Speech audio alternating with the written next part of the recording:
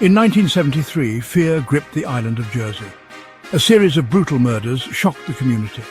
The Beast of Jersey, a phantom figure, was accused of multiple heinous crimes. Panic spread among the locals. Over just 3 years, authorities investigated at least 5 murder cases. These were linked to this mysterious entity. Victims were often found in gruesome conditions. The estimated number of crimes attributed to the beast reached nearly a dozen. This created a dark atmosphere filled with whispers and accusations. Ultimately, the true identity remained elusive. Many wondered if the beast was more myth than reality. Jersey, a picturesque island nestled in the English Channel, seems an unlikely setting for such terror. Known for its serene beauty and tranquil environment, it was a place where people felt safe and connected. The largest of the Channel Islands, Jersey is known for its stunning coastline, verdant countryside, and a pace of life far removed from the bustling cities across the water. The island's natural beauty and slower pace of life made it a haven for those seeking peace and quiet. In the 1970s, life on Jersey moved at a slower pace. The streets were filled with friendly faces, and the local markets buzzed with the chatter of neighbours catching up on the latest news. The community was close-knit. Islanders often knew their neighbours for generations. This deep sense of familiarity and trust was the bedrock of Jersey's social fabric. This sense of community, however, would be tested as the shadow of the beast fell upon them. The once safe and familiar streets began to feel ominous and threatening. The island's isolation, once a source of tranquility, now bred a sense of vulnerability. The quiet roads and empty beaches that once offered solace now seemed to hide unseen dangers. Word of the murders spread like wildfire through the tight-knit community. Conversations were dominated by fear and speculation, and the sense of unease grew with each passing day. Fear seeped into everyday life. The once carefree atmosphere was replaced by a pervasive sense of dread, affecting everyone from children to the elderly. Parents were afraid to let their children out of sight. Playgrounds and parks, once filled with laughter, now echoed with the silence of absent children. The once peaceful lanes and beaches were now patrolled with suspicion. Police presence increased, and every stranger was viewed with distrust. The idyllic image of Jersey was shattered, replaced by an undercurrent of fear that touched every corner of island life. The community's spirit was tested as they grappled with the reality of the terror in their midst. The first murder attributed to the Beast of Jersey sent shockwaves through the island. The victim, a young woman, was found brutally slain near a secluded beach. The details, too gruesome to recount here, were whispered from person to person, amplifying the sense of horror.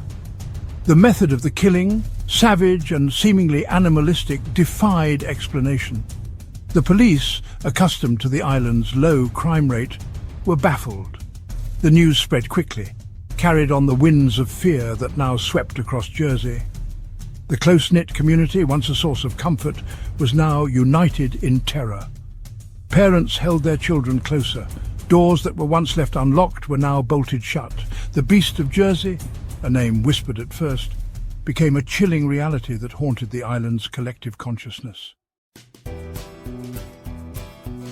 The police faced a daunting task. The investigation into the beast's crimes was hampered by the lack of concrete evidence. The killer, it seemed, took meticulous care to leave no trace. The islanders, gripped by fear, offered little help, their whispers and rumours only clouding the already murky waters of the investigation.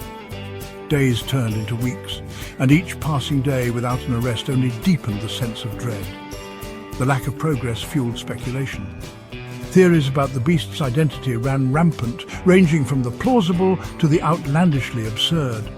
Some whispered of an escaped convict seeking refuge on the island. Others spoke of a vengeful spirit, returned to haunt the living. With each passing day, the line between fact and fiction blurred. The Beast of Jersey, once a terrifying possibility, was now an inescapable part of the island's narrative. Section 5. The hunt intensifies, a community on edge. As weeks turned into months, the murders continued. The victims, seemingly chosen at random, shared no apparent connection. The only common thread was the brutality of their deaths and the chilling signature that whispered of the beast's involvement. The police, under immense pressure to find the culprit, increased their presence on the island. Roadblocks became commonplace. Searches were conducted at random, yet the beast remained elusive. The constant fear began to take its toll on the island's social fabric. Suspicion poisoned relationships. Neighbors, once friendly, now eyed each other with mistrust. The idyllic image of Jersey, once a haven of peace and tranquility, was now tarnished by fear. The island, once known for its beauty, was now synonymous with the horrors of the beast's crimes. Section 6. The beast's calling card patterns in the darkness.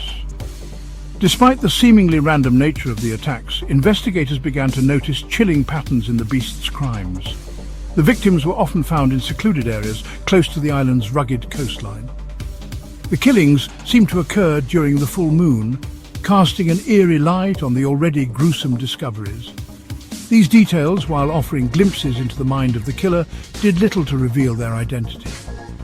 The police, desperate for a breakthrough, consulted with profilers from the mainland.